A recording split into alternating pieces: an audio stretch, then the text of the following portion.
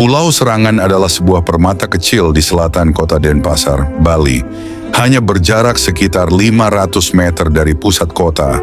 Pulau ini menyimpan kisah panjang yang menyatukan keindahan alam, kekayaan budaya, dan semangat hidup masyarakat pesisir. Dengan panjang sekitar 2,9 km dan lebar 1 km, Serangan dahulu adalah pulau terpisah yang hanya bisa diakses melalui jukung atau sampan. Namun sejak proyek reklamasi dan pembangunan jembatan pada tahun 1990-an, Serangan kini terhubung langsung ke Bali, menjadikan akses ke sana jauh lebih mudah dan cepat. Perjalanan yang dulunya memakan waktu hingga 1 jam, kini bisa ditempuh dalam 15 menit saja. Keindahan alam Serangan menjadikannya tujuan utama konservasi dan wisata edukasi. Pulau ini dikenal luas sebagai habitat alami penyu laut dan upaya pelestarian terus dilakukan melalui program penangkaran yang melibatkan masyarakat setempat. Ombaknya yang tenang dan pantainya yang landai menciptakan suasana damai, hampir seperti danau, karena posisi Serangan yang terlindung di antara Teluk Benoa di selatan dan Pantai Sanur di utara. Salah satu ikon spiritual Serangan adalah Pura Sakenan, sebuah tempat suci yang termasuk dalam jajaran 6 pura utama di Bali. Setiap hari raya Kuningan, ribuan umat Hindu datang berziarah ke pura ini, menghidupkan kembali semangat tradisi yang telah berlangsung selama berabad-abad. Namun pesona Serangan tidak hanya terletak pada alam dan spiritualitasnya. Pulau ini juga menjadi saksi hidup harmoni antar kelompok masyarakat. Sejak abad ke-17, komunitas suku Bugis dari Sulawesi Selatan telah menetap di sini. Mereka membawa nilai-nilai Islam dan budaya Bahari yang hidup berdampingan secara damai dengan tradisi Hindu Bali. Kehadiran dua komunitas besar, Muslim dan Hindu, menjadikan Serangan sebagai miniatur kebinekaan Indonesia. Tempat keberagaman bukan sekadar konsep, tetapi bagian dari kehidupan sehari-hari. Secara administratif, Serangan termasuk dalam Kecamatan Denpasar Selatan, dengan batas wilayah yang meliputi Desa Sesetan di utara, Tanjung Benoa di selatan, Sanur di timur, dan Pedungan di barat. Luas awal pulau ini hanya sekitar 111,9 hektar, namun setelah reklamasi, luasnya meningkat drastis menjadi 480 hektar. Meski reklamasi memperluas wilayah dan meningkatkan potensi pembangunan, dampaknya terhadap ekosistem tak bisa diabaikan. Banyak kawasan hutan bakau dan pantai yang hilang. Kini, warga Serangan aktif melakukan rehabilitasi, termasuk penanaman kembali pohon bakau dan penguatan konservasi pesisir. Penduduk Serangan yang pada 2016 tercatat berjumlah 7.417 jiwa, sebagian besar, sekitar 85%, bekerja sebagai nelayan. Mereka terbiasa mencari hasil laut di kawasan pasang surut atau menggunakan perahu tradisional tanpa mesin. Namun sejak reklamasi mengubah garis pantai, sebagian warga beralih profesi menjadi pencari rumput laut. Setiap subuh mereka berangkat dari kampung di bagian utara pulau, menyusuri perairan yang kaya akan berbagai jenis rumput laut. Beberapa di antaranya digunakan sebagai bahan kosmetik, makanan tradisional, hingga bahan dasar kue. Aktivitas ini bukan hanya menunjukkan keterampilan, tapi juga ketangguhan dan ketergantungan masyarakat terhadap laut. Karakter masyarakat Serangan yang berorientasi ke laut menjadikan mereka berbeda dari sebagian besar masyarakat Bali yang umumnya berorientasi pada pertanian dan tanah. Identitas ini memperkuat posisi Serangan sebagai desa pesisir yang unik, dengan kekayaan tradisi dan keberagaman budaya yang terus hidup hingga kini. Kini, Serangan tak hanya menjadi tempat tinggal yang damai, tetapi juga destinasi ekowisata dan spiritual yang berkembang pesat. Festival Pesona Pulau Serangan yang rutin diselenggarakan setiap tahun menjadi momentum kebangkitan semangat masyarakat dalam menjaga dan merawat pulau mereka. Dari 480 hektar luas wilayahnya, hanya sekitar 6 hingga 10 hektar yang digunakan sebagai permukiman. Sisanya diperuntukkan untuk konservasi hutan, rawa, dan tegalan, serta kebutuhan wisata dalam skala terbatas. Serangan adalah bukti bahwa pembangunan dan pelestarian bisa berjalan berdampingan. Ia adalah cerminan dari Bali yang tak hanya indah secara fisik, tetapi juga kaya secara spiritual dan sosial. Sebuah pulau kecil yang menyimpan pelajaran besar tentang harmoni dan ketahanan masyarakat pesisir. Di sebuah pulau kecil di selatan kota Denpasar, berdiri sunyi sebuah masjid tua bernama Masjid Asyuhada. Di sekelilingnya, rumah-rumah panggung kayu berdiri anggun, diiringi semilir angin laut dan suara debur ombak yang tak henti bersahutan.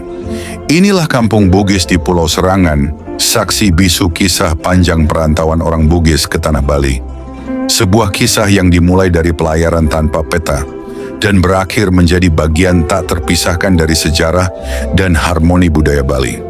Kisah itu bermula pada abad ke-17 saat seorang ulama dari Sulawesi Selatan, Syekh Haji Mukmin bin Hasanuddin, meninggalkan kampung halamannya. Bersama sekitar 40 orang pengikut, ia berlayar menjauh dari Sulawesi Selatan, menghindari tekanan penjajahan setelah perjanjian Bongaya yang menandai hegemoni perdagangan VOC. Dalam perjalanan penuh gejolak itu, badai menggiring kapal mereka ke arah timur, hingga akhirnya mereka terdampar di pesisir Pulau Serangan, wilayah Kerajaan Badung di Bali. Kedatangan rombongan asing ini segera menarik perhatian Raja Badung, Ida Cokorda Pemecutan ketiga. Penuh kecurigaan, sang raja menganggap mereka sebagai mata-mata Belanda dan memerintahkan penahanan. Namun perlahan, karisma dan kejujuran Syekh Mukmin meluluhkan hati sang raja. Ia bukan musuh, melainkan seorang ulama yang membawa ajaran damai dan semangat hidup baru. Bahkan ketika Kerajaan Badung berada di ambang konflik dengan Kerajaan Mengwi, sang syekh dan para pengikutnya bersedia mengangkat senjata demi membela tanah baru yang mereka pijak. Dalam pertempuran itu, 31 pengikut Syekh Mukmin gugur sebagai syuhada. Kemenangan itu menjadi titik balik. Sebagai bentuk penghargaan, Raja Badung memberikan izin bagi mereka untuk menetap di Pulau Serangan. Sebuah musala dibangun yang kelak menjadi Masjid Asyuhada, pusat spiritual dan simbol keberadaan Islam di Bali. Di sekitarnya tumbuh kampung Islam Bugis, yang hingga kini dihuni lebih dari 70 kepala keluarga keturunan Bugis, mayoritas berprofesi sebagai nelayan. Namun, Serangan hanyalah salah satu simpul dalam jaringan diaspora Bugis di Bali. Sejak abad ke-17, orang Bugis juga menetap di berbagai pesisir strategis seperti Buleleng, Kaliasem, Celukan Bawang, Tuban, Kepaon, Tanjung Benoa, hingga Loloan. Motif kedatangan mereka umumnya bersifat ekonomi, terutama dalam pelayaran dan perdagangan, yang semakin intensif setelah jatuhnya Makassar ke tangan VOC.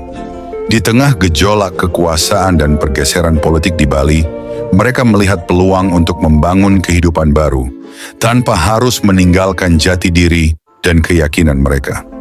Keberadaan orang Bugis di Bali bukanlah sekadar catatan migrasi, melainkan bagian penting dari narasi sejarah lokal. Di Buleleng, mereka bahkan turut membantu kerajaan setempat dalam menghadapi tekanan kolonial Belanda. Sementara di Serangan, mereka membawa serta nilai-nilai Islam yang berakar kuat, namun mampu tumbuh berdampingan di tengah masyarakat Hindu Bali yang memiliki sistem budaya dan spiritualitas yang berbeda. Keberhasilan komunitas Bugis dalam beradaptasi dapat dilihat dari harmonisasi yang mereka wujudkan. Mereka membangun masjid-masjid dengan dukungan penguasa lokal, mempertahankan bahasa Bugis, menjalankan adat pernikahan, serta melestarikan tradisi maritim seperti perayaan Maulid Nabi dengan arak-arakan, perahu pinisi, dan Al-Quran raksasa. Di sisi lain, mereka juga mempelajari bahasa Bali, aktif sebagai pecalang saat Hari Raya Nyepi, dan menerima partisipasi warga Hindu dalam kegiatan keagamaan Islam. Hubungan timbal balik ini menunjukkan bahwa asimilasi dan toleransi tidak saling meniadakan, justru saling menguatkan. Simbol-simbol identitas Bugis tetap hidup, Di depan Masjid Asy-Syuhada berdiri sebuah rumah panggung khas Bugis yang kini menjadi cagar budaya. Di salah satu sudut kampung, tersimpan mushaf Al-Quran kuno berukuran besar, ditulis tangan di atas lembaran kulit unta, peninggalan spiritual dan budaya yang terus dijaga. Dan tak jauh dari sana, berdiri kuburan Kampung Bugis, tempat Syekh Haji Mukmin bersemayam, kini menjadi situs ziarah yang dihormati oleh banyak kalangan. Penelitian mutakhir yang menggabungkan cerita rakyat, babad, dokumen kolonial, hingga wawancara lisan, menguatkan bahwa jejak orang Bugis di Bali bukanlah fenomena pinggiran, melainkan bagian integral dari sejarah Nusantara. Mereka adalah pewaris tradisi maritim Austronesia, pelaut ulung yang menjelajah, menetap, dan memberi warna pada tempat-tempat baru tanpa kehilangan identitas asal mereka. Pada akhirnya, kisah diaspora Bugis di Bali bukan semata tentang pelayaran atau pelarian, tetapi tentang perjumpaan. Tentang bagaimana sebuah komunitas minoritas Muslim mampu hidup harmonis di tengah mayoritas Hindu, menjembatani perbedaan dengan semangat toleransi, gotong royong, dan saling menghormati. Kampung Bugis di Serangan menjadi teladan bahwa identitas bukan tembok, tetapi jembatan. Bahwa dalam pusaran sejarah dan keberagaman, kita semua bisa menjadi bagian dari satu cerita besar, Indonesia yang majemuk, rukun, dan saling menjaga. Di tengah kuatnya dominasi budaya dan agama Hindu di Bali, berdirilah sebuah penanda sejarah yang mencerminkan harmoni dan toleransi antarumat beragama sejak berabad-abad silam. Masjid Syuhada yang terletak di Kampung Bugis, Serangan, dan Pasar merupakan salah satu masjid tertua di Bali. Dibangun pada abad ke-17 oleh komunitas Bugis atas bantuan Raja Badung. Masjid ini menyimpan kisah luar biasa tentang persaudaraan lintas keyakinan yang telah tumbuh sejak lama di Pulau Dewata. Masjid tua ini didirikan oleh komunitas suku Bugis, para perantau dari Sulawesi Selatan yang menetap di Bali. Dalam proses pembangunannya, mereka tidak berjalan sendiri. Justru bantuan besar datang dari Raja Badung, Cokorda Ngurah Sakti, seorang penguasa Hindu yang menunjukkan sikap terbuka dan menghormati keberagaman. Bantuan sang raja terhadap pembangunan rumah ibadah umat Islam ini menjadi bukti nyata bahwa toleransi bukan sekadar wacana, tetapi telah mengakar kuat dalam sejarah lokal. Tak hanya berdiri sebagai tempat ibadah, juga menjadi simbol persaudaraan lintas agama yang langgeng. Kehadirannya mencerminkan jalinan hubungan harmonis antara masyarakat Muslim dan Hindu di Bali sejak masa lampau, sekaligus menepis anggapan bahwa Islam adalah pendatang baru yang asing di pulau ini. Menariknya, dari sisi arsitektur, masjid ini memiliki ciri khas yang unik. Beberapa elemen bangunannya dipengaruhi gaya arsitektur Bali yang kental, diduga dirancang oleh seorang Undagi, arsitek tradisional Bali, yang turut menggarap pembangunan masjid. Perpaduan ini menampilkan keindahan sinkretisme budaya dan religiusitas yang hidup berdampingan. Selain menjadi tempat ibadah, Masjid Syuhada juga memiliki peran penting dalam sejarah penyebaran Islam di Bali, khususnya di kawasan Kampung Bugis. Ia menjadi saksi bisu dari dinamika sosial dan spiritual yang mewarnai kehidupan umat Islam di pulau ini sejak ratusan tahun lalu. Pada tahun 2014, pemerintah menetapkan Masjid Syuhada sebagai situs cagar budaya, sebagai bentuk pengakuan atas nilai sejarah, budaya, dan sosial yang dikandungnya. Dengan status ini, masjid tidak hanya dijaga sebagai bangunan fisik, tetapi juga sebagai warisan toleransi yang layak dikenang dan dijadikan teladan. Bersama dengan Masjid Nurul Huda di Klungkung, Masjid Syuhada kini dikenal sebagai salah satu masjid tertua di Bali, sebuah penanda bahwa Islam telah lama hidup berdampingan dengan budaya lokal dalam suasana damai dan saling menghormati. Di sudut tenggara Pulau Bali, tepatnya di Kampung Bugis, Serangan, berdiri sebuah rumah kayu tua yang kokoh menantang waktu. Rumah ini bukan sekadar bangunan tua, melainkan satu-satunya rumah panggung tradisional Bugis yang masih bertahan di pulau ini, saksi bisu dari perjalanan sejarah yang panjang dan penuh arus gelombang. Rumah panggung ini menjadi penanda kehadiran komunitas Bugis di Bali, yang jejaknya bermula dari masa pelayaran dan pelarian. Pada abad ke-17, ketika tekanan dari VOC Kian menggencet kebebasan orang Bugis di Sulawesi, sebagian dari mereka terdampar di Bali, mencari tempat baru untuk hidup, bertahan, dan membangun peradaban. Kampung Bugis di Serangan pun menjadi titik awal pertemuan dua budaya besar, Bugis dan Bali. Dulu, rumah panggung seperti ini bukanlah pemandangan langka. Hampir setiap keluarga Bugis di Serangan memilikinya. Namun seiring waktu, hanya satu yang tersisa dalam bentuk aslinya. Bangunan ini berdiri di atas tiang-tiang kayu, mengangkat lantainya dari permukaan tanah, sebagaimana lazimnya rumah adat Bugis, bukan hanya sebagai pelindung dari kelembaban dan binatang, tapi juga sebagai simbol filosofi hidup yang mengakar dalam nilai-nilai leluhur. Menggunakan kayu sebagai bahan utama, rumah ini memperlihatkan keahlian teknik bangunan tradisional Bugis yang mampu menciptakan struktur tahan lama dan tetap elok dipandang. Letaknya strategis tepat di seberang Masjid Syuhada, menjadikannya bukan hanya warisan budaya, tetapi juga bagian penting dari sejarah peradaban Islam di Bali. Disinilah agama, budaya, dan arsitektur menyatu dalam harmoni yang langka. Meski beberapa bagian, seperti tiang penyangga, telah mengalami perbaikan demi menjaga kekokohannya, bentuk asli rumah tetap dipertahankan. Setiap sudutnya menyimpan cerita, mulai dari masa kedatangan pertama orang Bugis di Serangan, hingga pengakuan mereka sebagai bagian sah dari masyarakat Bali, dengan hak, kewajiban, dan warisan budaya yang setara. Hari ini, rumah adat Bugis di Serangan bukan hanya menjadi cagar budaya yang dilindungi, tetapi juga simbol identitas. Ia mengingatkan kita bahwa Bali bukan hanya tentang pura dan canang, tapi juga tentang pelayaran, pertemuan budaya, dan daya tahan sebuah komunitas yang memilih menetap dan menjalin sejarah di tanah rantau. Jejak Islam di Serangan, kisah damai dari kompleks makam tua, Kampung Bugis.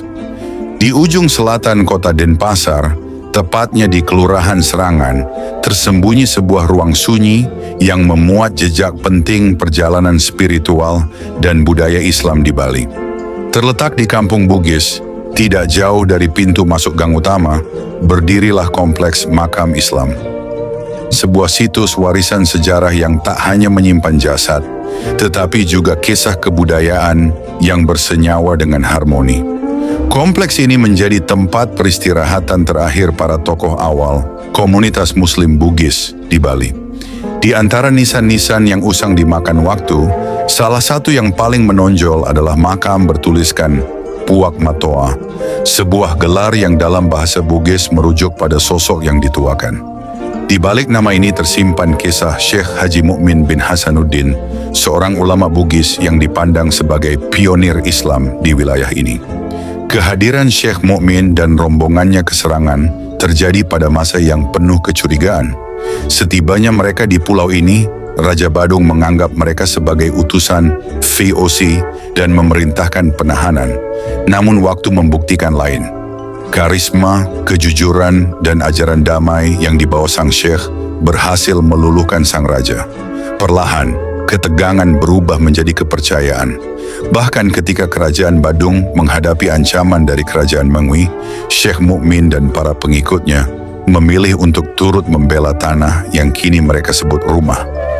Dalam pertempuran itu, 31 pengikutnya gugur sebagai syuhada, meninggalkan jejak pengorbanan yang abadi dalam sejarah lokal. Kompleks makam ini menyimpan kekayaan arsitektur yang memukau. Dibangun dengan balok-balok batu karang, makam-makam di sini disusun menyerupai punden berundak, struktur khas tradisi megalitik yang menunjukkan kesinambungan budaya lokal dalam bentuk baru. Akulturasi Islam dan budaya Bali begitu terasa pada bentuk, pola, dan ornamen makam yang memadukan sulur-suluran, pepohonan, hingga motif padma dan karang simbar. Terdapat 3 kelompok utama makam di kompleks ini. Sebelah utara merupakan kelompok makam tertua berjumlah sekitar 12, termasuk di antaranya makam Syekh Mukmin atau Puak Matoa. Bagian tengah, kelompok makam yang berumur menengah. Sebelah selatan, makam-makam yang usianya lebih muda. Menariknya, hampir semua makam di kompleks ini tidak memiliki cungkup, kecuali satu makam yang terletak di sebelah barat, tepat di depan pintu masuk. Salah satu makam paling menonjol adalah makam bertingkat 3 yang dihiasi pola hias sulur-suluran, tanpa inskripsi, namun diyakini sebagai makam Puak Matoa.